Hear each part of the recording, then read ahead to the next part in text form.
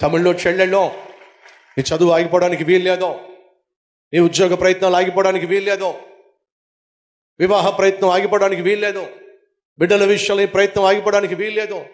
నువ్వు ఏ ప్రయత్నం అయితే దేవుని సహాయంతో స్టార్ట్ చేసావో అది సగంలో ఆగిపోతే అది దేవునికి అవమానం, నీకు అవమానం. అలా ఆగిపోవడానికి కారణం ఏదయ్యా అంటే సాధారణంగా నువ్వు దేవునికి దూరం కావడం. ఒకవేళ నీ జీవితంలో ఏదైనా ఆగిపోయిందంటే బహుశా దేవుని చిత్తం లేకుండా నువ్వు స్టార్ట్ చేసావేమో, దేవుడు లేకుండా నువ్వు స్టార్ట్ చేసావేమో. బాబేలు గోపురం కట్టాలి అని చెప్పి వాళ్ళందరూ కూడా ప్రయత్నం చేసి ప్రారంభించారు, సగంలో ఆగిపోయింది. కారణం తెలుసా? ఆ పనిలో, ఆ ప్రయత్నంలో, ఆ ప్రారంభంలో ప్రభువుకు చోటు ఇవ్వలా, కాబట్టి సగంలో ఆగిపోయింది. నీ జీవితంలో కూడా ప్రభువుకు చోటు ఇవ్వకుండా, ప్రార్థన చేయకుండా, ప్రార్థనతో ప్రారంభించకుండా నువ్వు ఏది స్టార్ట్ చేసినా సరే సగంలో ఆగిపోతుంది. ఆశలు తారుమారైపోతాయి.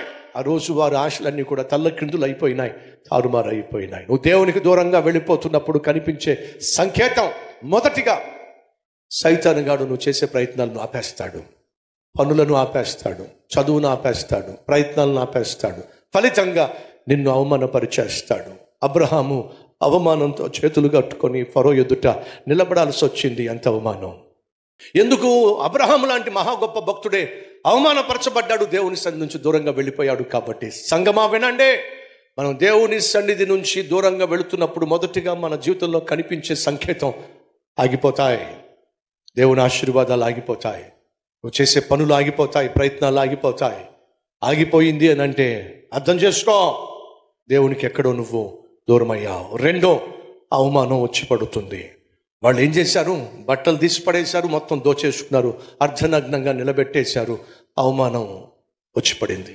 అంతటితో వదిలిపెట్టలా, ఒళ్ళు హూనం చేసి పడేశారు. సంగమా వింటున్నావా? దేవుని సన్నిధికి దూరమైనట్లయితే మొదటిగా సైతాన్ ఏం చేస్తాడు? ఆపేస్తాడో. రెండు, ఏం చేస్తాడు? అవమానపరుస్తాడో. మూడో, ఏం చేస్తాడు? ఆరోగ్యాన్ని చెడగొట్టేస్తాడు.